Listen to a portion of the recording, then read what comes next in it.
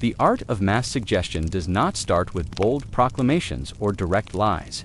It begins with doubt, the subtle erosion of certainty that makes people question what they see, hear, and believe. When confronting a crowd, the manipulator does not shout contradictions. They quietly blur the lines of reality until the audience hesitates to trust their own perception. This initial uncertainty is the seed from which mass influence grows. If a person or a group can no longer confidently distinguish truth from falsehood, they become increasingly susceptible to guidance, suggestion, and manipulation. The crowd begins to seek clarity, yet the manipulator controls the very lens through which clarity is defined. This process often starts by introducing ambiguity. A statement is phrased in such a way that it is partially true, partially misleading, or contingent on selective facts. For example, a speaker might present statistics that appear credible but are intentionally incomplete, highlighting one trend while ignoring contradictory data. The audience, relying on their intuition for coherence, senses that something feels off but lacks the tools to resolve the tension.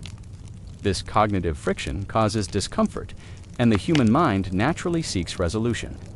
Here, the manipulator has created a vacuum. The audience desperately wants an answer, and the manipulator's version of reality is already in place, waiting to be accepted as the simplest solution. Next comes the strategic use of conflicting information. By presenting slightly contradictory statements or selectively highlighting exceptions, the manipulator fosters uncertainty about what constitutes objective fact. Individuals in the group begin to question their own memory, judgment, and reasoning. When enough people experience this internal conflict simultaneously, the uncertainty becomes collective, producing a social environment where no one fully trusts their own observations. This is the first step in transforming a simple crowd into a malleable body of belief, primed for mass suggestion. Confirmation bias amplifies this effect. Humans naturally gravitate toward information that reinforces pre-existing beliefs, fears, or desires. The manipulator exploits this by seeding hints, insinuations, or partial evidence that aligns with what the crowd already thinks or fears they know. For example, if a community fears scarcity or corruption, the manipulator can selectively emphasize reports, anecdotes, or rumors that validate that fear. While downplaying counter-evidence, each member of the audience unconsciously reinforces the false narrative for themselves. Believing they discovered the truth independently, the genius of this approach is that people become complicit in their own deception. They are not coerced, but seduced into accepting the manipulated reality. The pace and subtlety of delivery are crucial. Mass suggestion works best when doubt is introduced gradually, almost imperceptibly. Sudden, obvious contradictions trigger resistance and skepticism, but incremental erosion of certainty feels natural. Small inconsistencies, repeated frequently over time, wear down the audience's confidence in their perceptions. The manipulator essentially trains the crowd to rely on them for interpretation, turning doubt into dependence. Each step is calibrated to prevent outright disbelief while ensuring that the group gradually aligns with the intended false narrative. Social reinforcement further magnifies the effect. In a group setting, people look to others for cues about how to respond, particularly when the situation feels uncertain. As some members begin to adopt the manipulated perspective, others follow, not wanting to appear uninformed or resistant. This creates a feedback loop. Conformity validates the false narrative, which encourages additional compliance. The manipulator's initial ambiguities become communal beliefs, accepted without scrutiny because questioning them risks social alienation.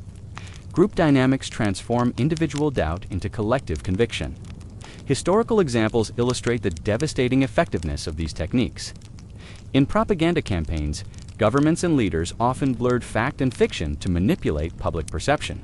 By introducing partial truths, emphasizing selective narratives, and exploiting societal fears, entire populations were guided to accept realities that were strategically engineered rather than objectively true. Citizens sought coherence in a landscape deliberately constructed to be confusing, and the manipulator's narrative filled the vacuum. The mass acceptance of such narratives demonstrates how ordinary cognitive processes confirmation bias, social proof, and the desire for certainty can be weaponized.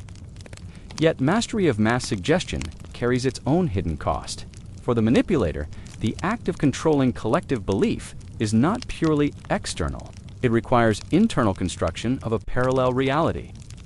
The architect of illusion must constantly navigate the tension between factual truth and the narrative being implanted. Over time, the repeated creation and reinforcement of these false constructs can hollow out the manipulator's own sense of reality. They begin to doubt objective truth because the skill that allows them to shape perception externally also forces them to live within a web of deliberate falsehoods. Every insight into human cognition becomes a reminder that all perception, including their own, is malleable and potentially deceptive. The psychological consequence of this is profound. Mastery of mass suggestion requires the manipulator to compartmentalize empathy, moral judgment, and emotional attachment.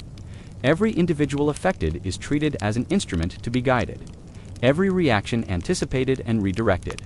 Over time, the manipulator experiences a form of existential isolation. They can no longer fully trust the perceptions of others, and increasingly, they cannot trust their own judgment. The reality they influence externally is not safe or reliable internally. Every success in bending a crowd to a narrative simultaneously erodes their belief in unmanipulated truth. Additionally, the manipulator must sustain constant vigilance. Any slip in subtlety, inconsistency in messaging, or failure to anticipate human cognitive tendencies can break the illusion. A single observation by an audience member that challenges the manipulated consensus can cascade into widespread doubt, undoing the carefully constructed belief. The power achieved through mass suggestion is fragile, and its maintenance demands relentless attention, strategic foresight, and rigorous psychological monitoring. The more competent the manipulator, the greater the pressure to preserve the illusion. The ethical dimension is inescapable. Unlike individual influence, mass suggestion magnifies consequences. Lives, beliefs, and social cohesion can be reshaped, often without the consent or awareness of those being influenced. Historical cases show that manipulative leaders can harness these techniques to justify wars, persecute minority groups, or create social panic. The crowd acts as both the instrument and the amplifier of deception, highlighting the terrifying efficacy of collective psychological manipulation. Ultimately, the art of convincing a crowd of the opposite of truth is not about lying in isolation.